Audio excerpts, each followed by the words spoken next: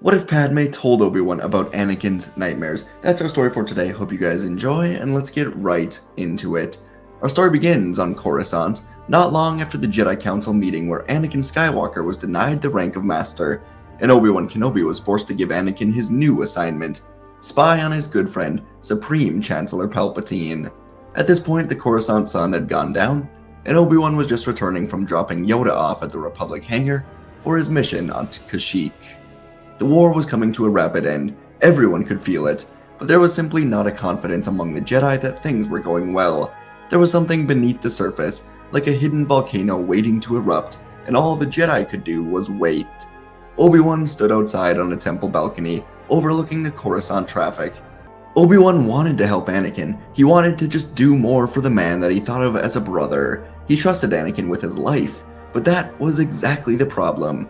Obi-Wan knew Anakin, and there was nothing more important than friendship, trust, and loyalty, and the Jedi have now asked him to betray the trust of a loyal friend in Palpatine.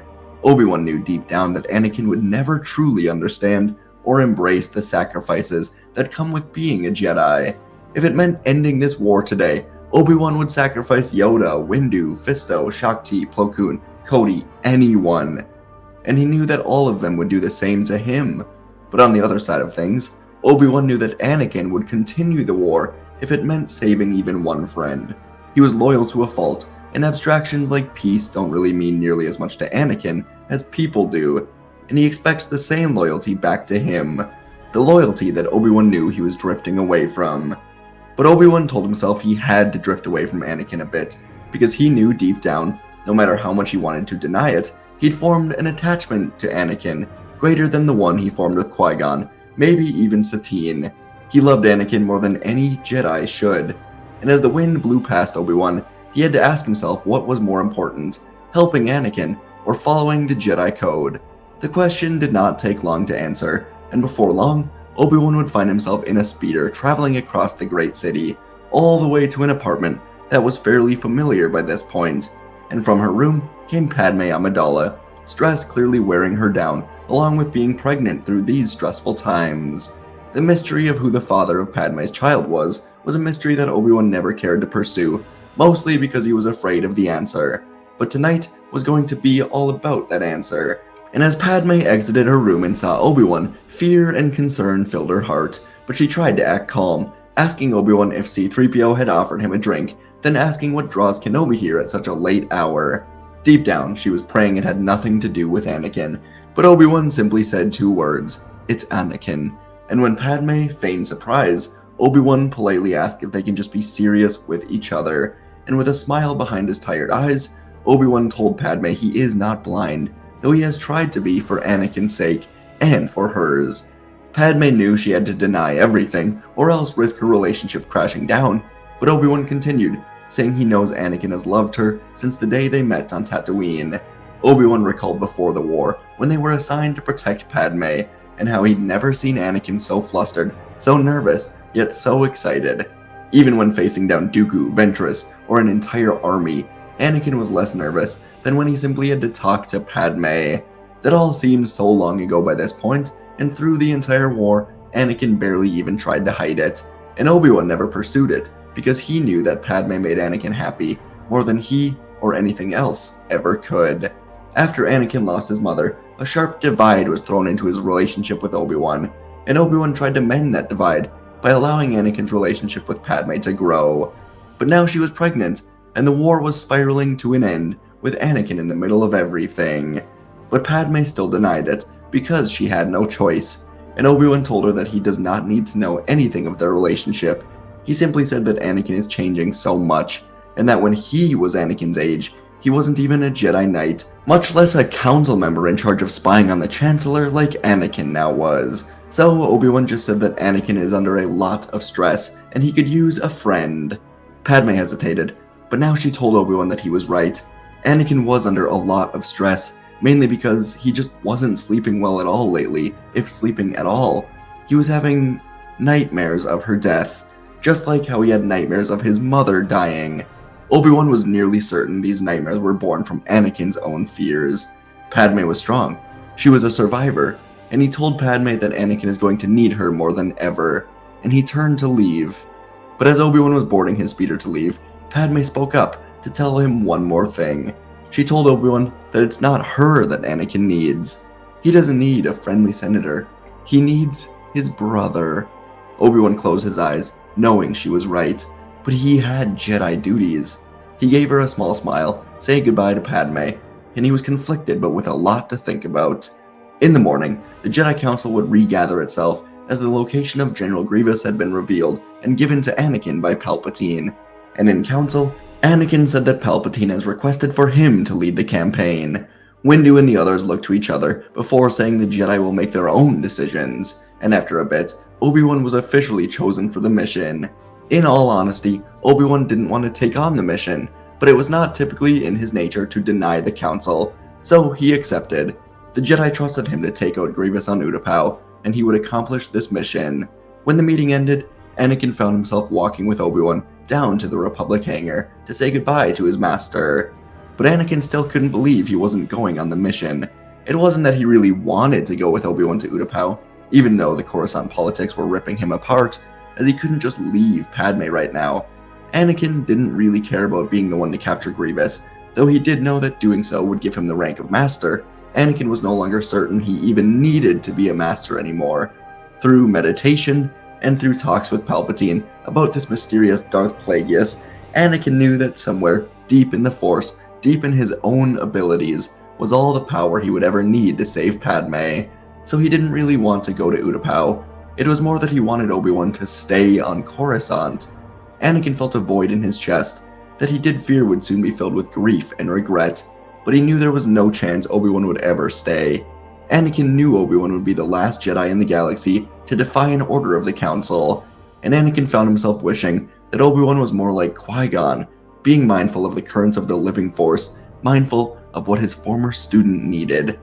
But part of Anakin did also want to get away for a few days, play the Skywalker and Kenobi game that they'd played in countless missions during the war. Either way, he told Obi-Wan that this wasn't going to be an easy mission, but he also told Obi-Wan that he was sorry for his recent actions. He was arrogant and unappreciative of his teachings. The former master and apprentice would share a nice moment, and then they would go their separate ways. But as Obi-Wan moved towards the hangar, he couldn't shake the feeling that he would never see Anakin again. At least, not in a happy moment like that. Something was so off in all of this. And Anakin would go to see Padme before she was thrown into another series of meetings with her delegation and the Chancellor. He just wanted to be with her, but as Anakin sat down on the couch in her apartment, he could sense something. Obi-Wan was here recently. He asked Padme why Obi-Wan was here, and Padme said that Obi-Wan came by because he was worried, saying that Anakin was under a lot of stress. And Anakin was still feeling like he was free-falling in the dark, with no clue where he was going to land. So Anakin blurted out that he doesn't trust the Council, and they don't trust him. Both sides of the Jedi and the Chancellor are using him. He's being ripped apart. Anakin said that he just wishes the Jedi actually wanted to trust him, instead of just use him. But even Obi-Wan is now taken off to Utapau without him. And Anakin kept going, saying he's not the Jedi he should be, he's not the man he should be, and he won't be satisfied until he can save her from his nightmares. And Anakin said that he's found a new power, a key to saving her that goes further than Jedi teachings ever could. Padme looked a bit frightened by this, but suddenly a voice called out, asking what power Anakin is talking about. Both Anakin and Padme turned to see Obi-Wan standing on a speeder next to the balcony. He didn't go to Utapau. He couldn't. Since the moment Padme told Obi-Wan about Anakin's nightmares, the Jedi Master tried to brush it off, but he couldn't. This was basically a repeat of what happened with Anakin's mother, and if Obi-Wan made the same mistake again by not being with Anakin, then he would never forgive himself. And clearly, Anakin had sought out alternatives to Obi-Wan's teachings, as Obi-Wan again asked Anakin what power he was talking about. Anakin ignored the question, asking Obi-Wan why he was here.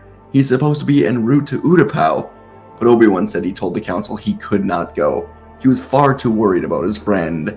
And with a smile, Obi-Wan walked to Anakin, and he said that Plo Koon and Stas Alley have been redirected from their battles and sent to Utapau instead. And again, he asked Anakin exactly what power he was talking about. Anakin turned around and he began pacing. He was thankful that Obi-Wan was here, and he said that he now knows of a power to stop people from dying. a power that only the Sith have learned. Obi-Wan, naturally, didn't know how to react to this, other than asking Anakin what he was talking about. How does he know the power of the Sith? And Anakin asked Obi-Wan if he'd ever heard the tragedy of Darth Plagueis the Wise. Of course, Obi-Wan had not, so Anakin told him it was a story that Palpatine told him. Obi-Wan asked Anakin if he found it the least bit suspicious that Palpatine was just spilling tales of old Sith legends. And Anakin said of course it is. That's the whole reason he was asked to spy on Palpatine, is it not? To find out if he's close to the Sith?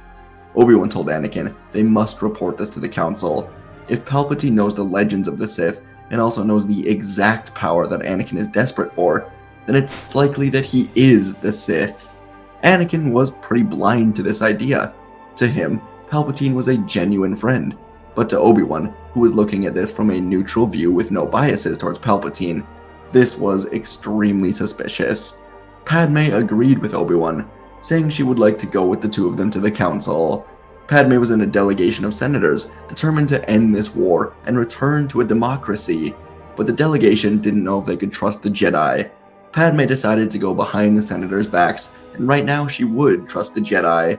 So together, the three of them would travel to the Jedi Temple, where Windu, Aegon Kolar, Kit Fisto, Saesee Tiin, and Shaak Ti were together in the council chambers, discussing the Utapau assignment that was recently given to Plo and Stas Ali. When Anakin, Obi-Wan, and Padme entered the room, all of them were immediately intrigued by what was going on, and Obi-Wan didn't hesitate to say that they suspect Palpatine may be the Sith Lord they've been looking for. He knows the powers and the history of the Sith. The only other alternative is that he's working extremely closely with the Sith. Anakin confirmed this, going over his meeting to where Palpatine revealed the story of Plagueis. It was intriguing, and the Jedi were already plotting to personally remove Palpatine from power once Grievous was dead. Shaak Ti asked Padme why she was here and what she thought of all of this, and Padme revealed that a group of senators think Palpatine is dangerous to the democracy, and his emergency powers must be taken away before the Republic turns into a dictatorship. So Windu decided to act. If Palpatine had intimate knowledge of the Sith, despite denying quite often that the Sith were any sort of problem, then he was truly a danger to this Republic.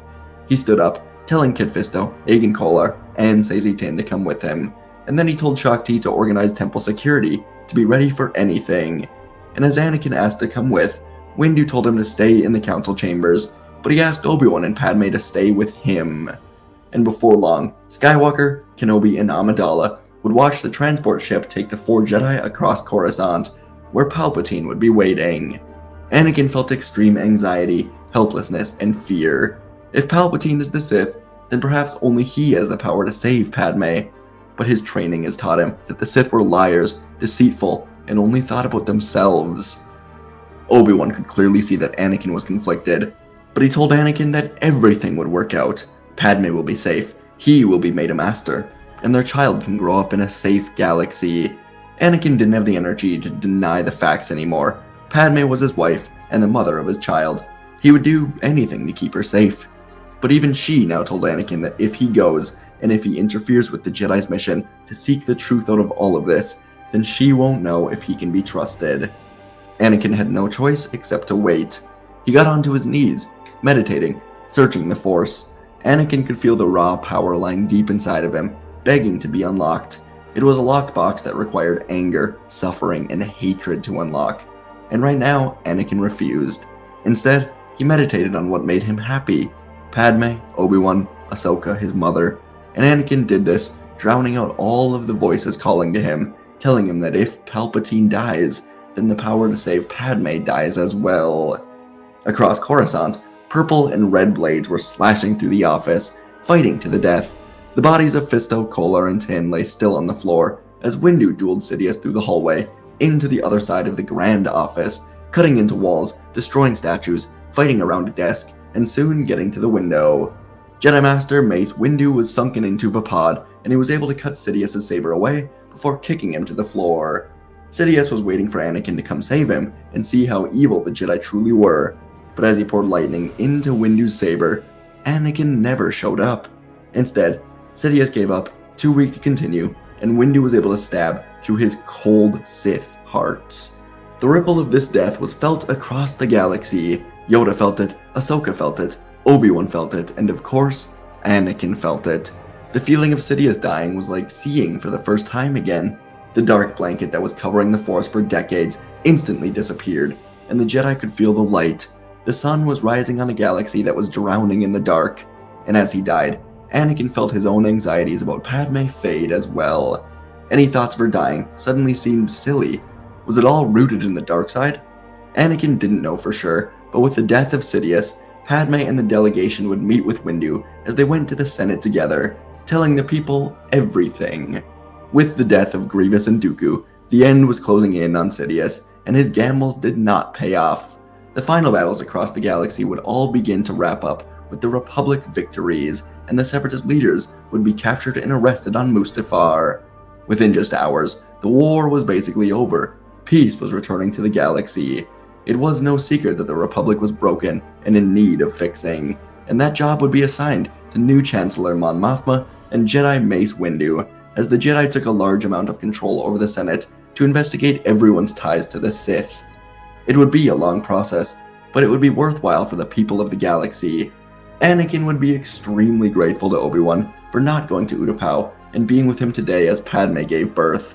She survived with Anakin by her side and the twin children being born.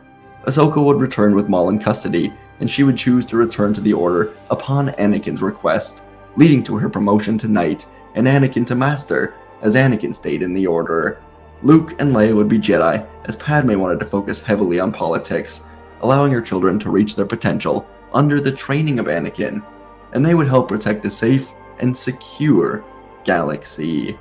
And folks, that is where this story ends today. It's the first one where I think there's been just so much like dialogue and conversation. It's something I really wanted to focus on. So in the Revenge of the Sith novelization, it gives kind of a lot more detail and chances to kind of Obi-Wan's thoughts and his process before leaving Anakin.